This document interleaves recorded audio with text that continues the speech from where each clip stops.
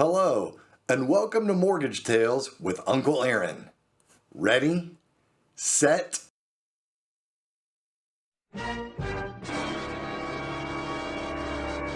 Today's episode is a true personal story that happened to me during a mortgage transaction that I sincerely hope never happens to you. All right, so here's the story.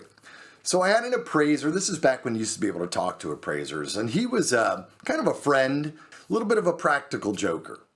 All right, so here's what happens. It's near the end of the month, and I get a phone call from Terry, my appraiser, and he says, "Hey, Aaron." He's like, "Hey, I gotta ask you a question." I said, "Hey, Terry, I'm really busy right now. Is there just any way that I could call you back later this evening?" He's like, "No, this is really important." I'm like, "Okay, what's up, man?" He goes, "Let me ask you a question. You ever get that feeling that somebody was behind you?" And I'm like, "Really, Terry?" I'm like, "Hey, man, can I just call you back?" "No, this is serious. I just got through appraising your Jones file. I've already been in the Joneses' house. I've taken the outside pictures, right? Got all that information. I'm out back. I'm doing my site measurement for the map. As I'm walking out of the backyard, I got my hand on the gate. I got that feeling that somebody was behind me." And I'm like, because clearly I'm talking to him. He's okay, right?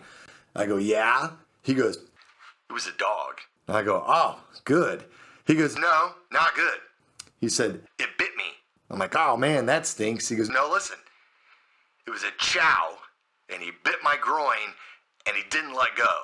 And I'm like, "Okay, dude." I'm like, "So you're calling me right now because there's a chow stuck to your groin?" You know, clearly thinking he's joking around with me. He goes, "Well, no. That's why I'm calling you."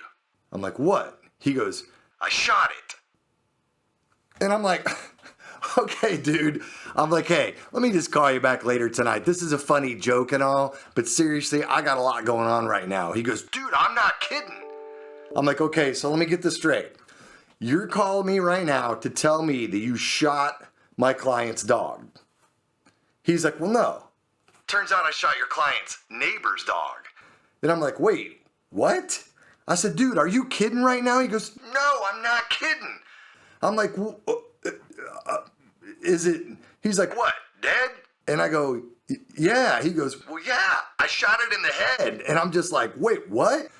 And I'm like, "Whoa." I'm like, "Was anybody home?" He's like, "Well, their kid was home." I'm like, "Isn't he like 13? He's like, "I don't know. I think so." He goes, I just thought you might want to know, but I'm getting in an ambulance here and they're going to take me to the hospital, get me checked out, so."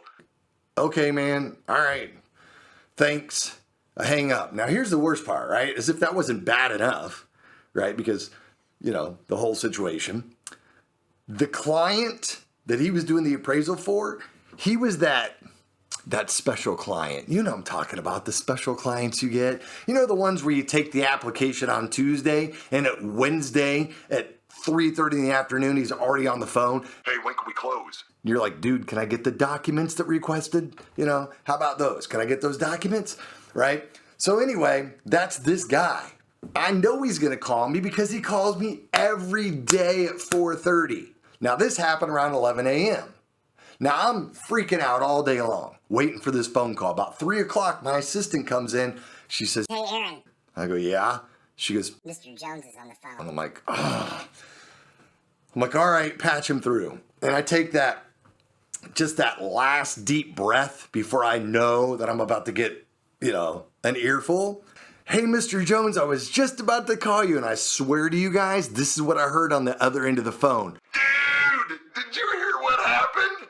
And I'm literally like, "What?" He's like, "Oh my God, like your appraiser shot my client's dog. This is the best day of my life."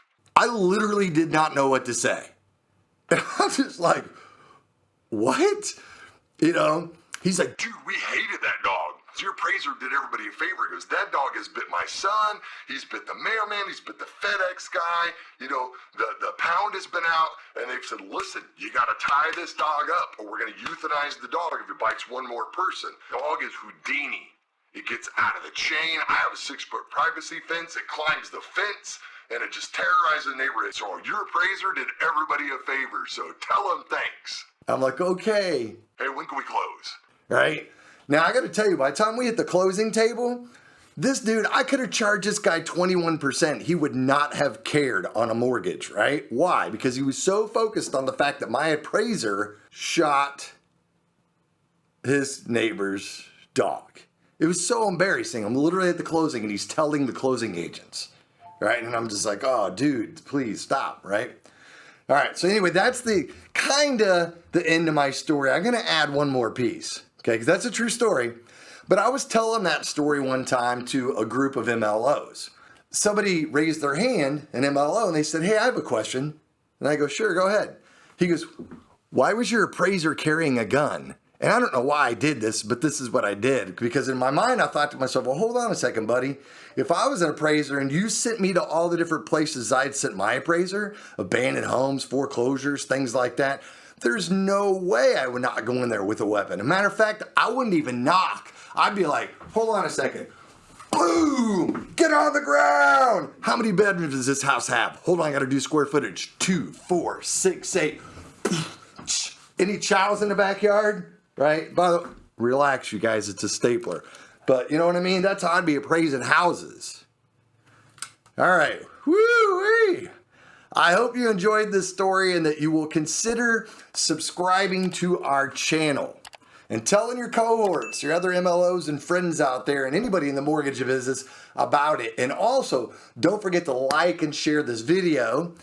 In addition, I hope that you will consider being part of our tribe by sharing your funny story, because I know you have one, with me, so we can add you to an upcoming episode of Mortgage Tales with Uncle Aaron. And we'll do it interview style, but I want to keep this series going. So stay tuned for another Mortgage Tales with Uncle Aaron soon. I'm Uncle Aaron, and I'm out.